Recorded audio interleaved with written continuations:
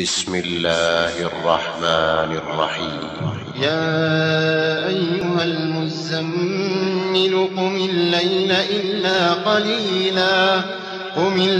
إلا قليلا نصفه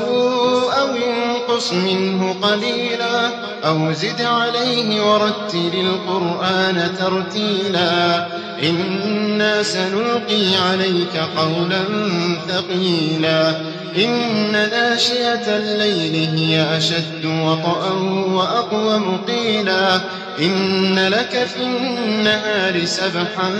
طويلا واذكر اسم ربك وتبتل إليه تبتيلا رب المشرق والمغرب لا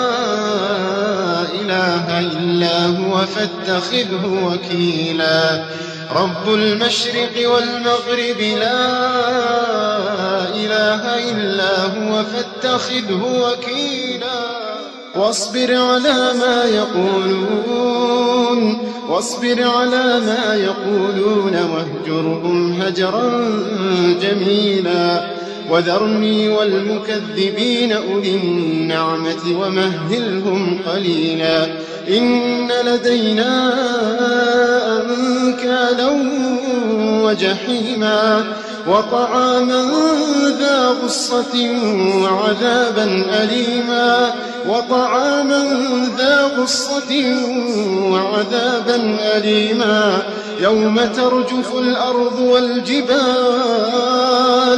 يوم ترجف الأرض والجبال وكانت الجبال كثيبا مهيلا يوم ترجف الأرض والجبال وكانت الجبال كثيبا مهيلا إنا أرسلنا إليكم رسولا شاهدا عليكم كما أرسلنا إلى فرعون رسولا فعصى فرعون الرسول فأخذناه أخذا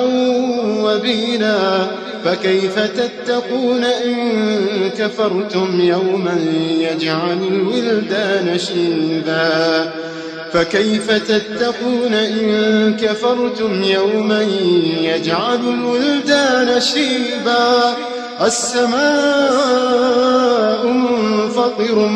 به كان وعده مفعولا إن هذه تذكرة فمن شاء اتخذ إلى ربه سبيلا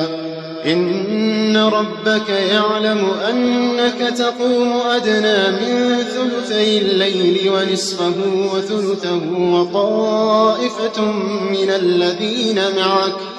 والله يقدر الليل والنهار علم أن لن تحصوه فتاب عليكم فاقرؤوا ما تيسر من القرآن علم أن سيكون منكم مرضى وآخرون يضربون في الأرض يبتغون من فضل الله وآخرون يقاتلون في سبيل الله فاقرؤوا ما تيسر منه وأقيموا الصلاة وآتوا الزكاة وأقرضوا الله قرضا حسنا وما تقدموا لأنفسكم